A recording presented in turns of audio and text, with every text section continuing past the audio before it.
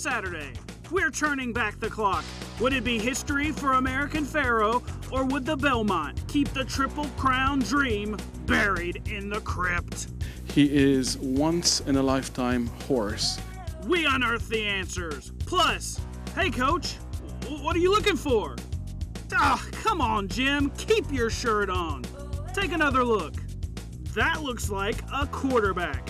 And the Tide's newest commit is so good, it hurts. It was exciting.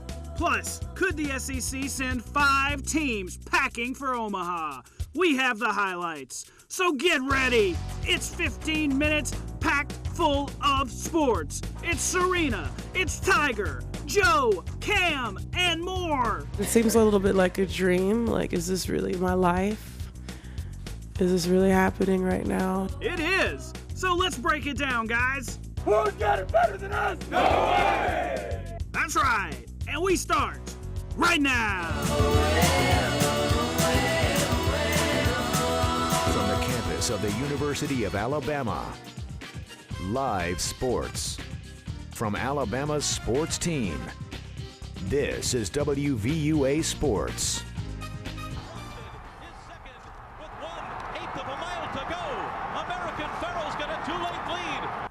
It was a history lesson today at the Belmont when American Pharoah hold on to that lead. Welcome in, everyone, to Sports Saturday. I'm BJ. She's Jen. And Jen, if you've been living under a rock at maybe the lake, the golf course, something like that, cutting grass or doing something else on this Saturday afternoon, you probably already know what happened at the Belmont, but...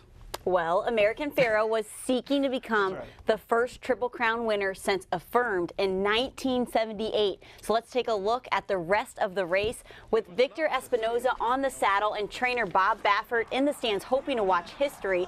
American Pharoah galloped out to a lead and held on the entire mile and a half to beat out Frosted, and in the process notched the fastest Belmont time in 15 years, and he became the 12th Triple Crown winner. The jockey and trainer were both excited after the race.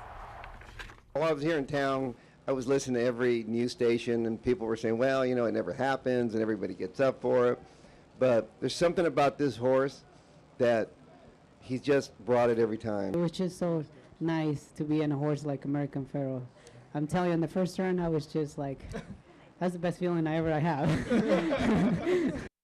Here are some of the names American Pharoah joins. The last winner was affirmed in 1978. The 37-year drought ends. Baffert was 0 for 4 with a chance at the Triple Crown, and Espinoza was 0 for 2. Now they are both finally in the history books. Well, winning at the track and winning on the football field, they're pretty similar because you both have to have thoroughbreds. That's right, and Nick Saban is certainly building a stable in Tuscaloosa. He added to that once again last night. Texas quarterback Jalen Hurts committed to Alabama over a variety of schools. Hurts is considered one of the top dual threat signal callers in the country. TiderInsider.com's Rodney Orr tells us he's not just your typical running quarterback. When you look at Jalen Hurts, I think, you know, what he does is he's just outstanding in terms of he's a passer first. I want to be clear about that. You know, people just talk about dual threat. He is a passer. He looks to throw the football. And if things break down, that's when he can be extra dangerous because of his feet. He can buy time, and then he also can run extremely well. I mean, he can freeze people with his feet, you know, just little subtle moves that he has. I think, you know, certainly adds another dimension. Now, Alabama also picked up a commitment on Friday from one of the top junior college offensive guards in the country, Charles Baldwin. He's a 6'5", 315-pounder from Windsor, Connecticut, ranked as the number 2 overall JUCO prospect in America. We hear what Rodney says about him tomorrow on Sports Sunday. Coach Saban isn't just busy with recruiting. This Thursday, he was at his 9th annual Knicks Kids Foundation golf tournament in Birmingham, playing hole 17 with every golfer that participated. Knicks Kids Foundation raises funds for nonprofit organizations who support children all across Alabama and the Southeast. In 2014, Knicks Kids raised over $400,000. Of course, Coach didn't just get to enjoy time on the green. He fielded questions from the media, including his thoughts on the newly passed SEC rule banning transfers who have been subject to charges due to serious misconduct. Cam Newton being in the SEC and Nick Marshall being in the SEC, benefited the SEC, and it benefited those players. So if those players were not allowed to play in the SEC, they'd be playing someplace else. What I'm most concerned about, and you know, I just think that we should have the same rules in the SEC as all the other Big Five schools have.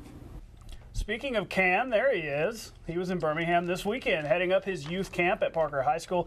He wanted to emphasize to kids it's no longer about Alabama and Auburn to him, but he's looking at the bigger picture. And one of the ways that he's doing that is bringing along some of his friends. One of them, Birmingham native, and one of his fellow Panther quarterbacks, Joe Webb. The former UAB Blazers signal caller helped out with Newton's camp. And he also spoke a little bit about his alma mater's big decision to bring back the football program. Just the fact that they have it back, you know, that's a great feeling. You know, I had a lot of memories at UAB. You know, every time I run into one of my teammates, you know, out at a store or anything, you know, we catch up and like it's old times. You know, it's more like a family than just a football team. Now, Joe will hold his own camp next Saturday at Winona High School starting at 9 a.m. Much more to come on Sports Saturday, including a glimpse at the progress on Alabama's new baseball stadium. And we'll check in on some college teams that are looking to get to Omaha. 5 SEC teams entered Super Regional play this weekend. Who has punched their ticket and who still has work to do? We have those highlights and scores next on Sports Saturday, so stay with us. If you're the head coach of a baseball program, you get some special privileges, like a sneak peek at the new baseball stadium. Mitch Gaspard tweeted this pic of the progress over Sewell Thomas Stadium. The work is looking good, and Coach looks pretty excited about the Tide's new home. Well, improving facilities, just one piece of the Bama puzzle. The next step, Omaha, and that's where several SEC teams were trying to get to today. That's right, 5 as a matter of fact, with a chance to make it to Omaha this weekend. We're going to start over in Fayetteville. The Hogs with a 1-0 series lead. A win gets into the World Series, but Missouri State's ace, Matt Hall, doing filthy Matt Hall things. He's an All-American, pitching like it. Only allow one base runner through 6, striking out 8, but the Hogs get some life in the 7th. Clark Egan drives in Arkansas's first run of the game, 3-1 Bears, but they call him Matty K with the strikeout. That shuts down the Pigs to force a Game 3 on Sunday. Missouri State wins 3-1. The Florida Gators also needed one win against their in-state rival, Florida State. Down 2-0 until JJ the Schwartz is with you. He connects, 2-run blast over the left field wall. We are all tied. We're going to move ahead to the 3rd inning. Richie Martin, watch this laser beam. This thing gets out of here in a hurry. 4-2 now, Gators up, and they are feeling it in Gainesville. 4 total homers on the day. The Noles down to their final out, and they get it. Florida punches their ticket to the College World Series. Let's watch them dogpile. 11-4 is your final. It's Florida's 4th trip in the last 6 years under head coach Kevin O'Sullivan. And here's an update on the other SEC teams still alive for Omaha. The LSU Tigers just finished off a dramatic walk-off win over UL Lafayette, 4-3. And Vandy is just finished their game. Actually, it wrapped up. They won 13-0 is the update score there. So, wow. So we'll find out who else will make their way to the World Series tomorrow. That's right. Not many World Series dreams for Atlanta Braves fans. Sorry, guys. They've lost 3 in a row, but they're only 3 games back in the East, so still a chance maybe. Tonight they were hosting the Pirates at the TED. Gregory Polanco going to tie the game right here with the single in the 8th. We go to the 9th. Christian Bethancourt. He likes this pitch. Wham! Right over the right field wall. Watch how quick this one gets out of here. Gone. The announcers were talking about something else. That's his first Major League home run. Not a bad way to get it. Watch him celebrate. The walk-off for the Braves. They win 5-4. To the French Open, 2-time champ Serena Williams looking under the weather during practice, taking on Safarova, who is making her first Grand Slam title appearance. Having to rally for most of the tournament, Serena takes the first set 6-3, but Safarova hangs in there, finishes out the second set with a serve that Serena can't handle. And then to set 3, Serena with the great return that ultimately captures her 3rd French Open win and her 20th Grand Slam title. Not too bad. On the men's side, it was Novak Djokovic facing Andy Murray in the semis.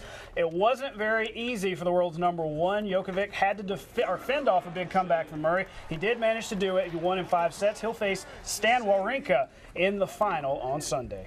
And tune in tomorrow on Sports Sunday when I get to see just how tough the game of tennis is.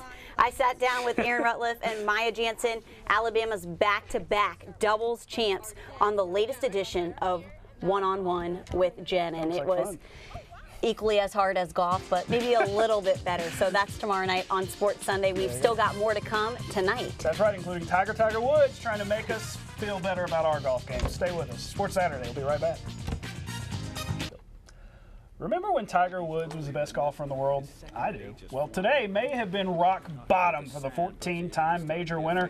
He shot a career worst 85 at the Memorial. Ouch. Tiger's previous worst round, an 82 earlier this season. Not happy at the Phoenix Open. He had 2 doubles, a quad, and 6 bogeys. Translation, for those not really familiar with golf terms, that's bad. That's awful. That is very bad. But there were some good things happening on the golf course on Saturday. That's right, and a lot of it happening with 3 players who shot a 7 under for the round. The wind was howling at Muirfield Village, but that didn't bother Jim Furyk. He buries the long birdie putt on 10, and that moved him to 11 under for the tournament. Good for 4th place. Everyone was chasing the man with the sweetest smelling name on the tour, Justin Rose. Rose had a nice day. From a rose on the curb. Sorry. I'll keep going. He gets the birdie on 14, 1 of 7 on the day. He takes a 3-shot lead heading into Sunday's final. And guess what? That's all we have for our final round. Nope, you got something else? No, you didn't know I could sing Seal, right? No, I did not know that. You are a man of many talents. I am. Just keep surprising I us. am. Maybe a new thing tomorrow. We are going to tell you tomorrow. We're going to have one-on-one with Jenn. We're also going to have a little College World Series. Who's going to make it from the SEC? That's what I'm trying to say. That's all the time we have. Good night.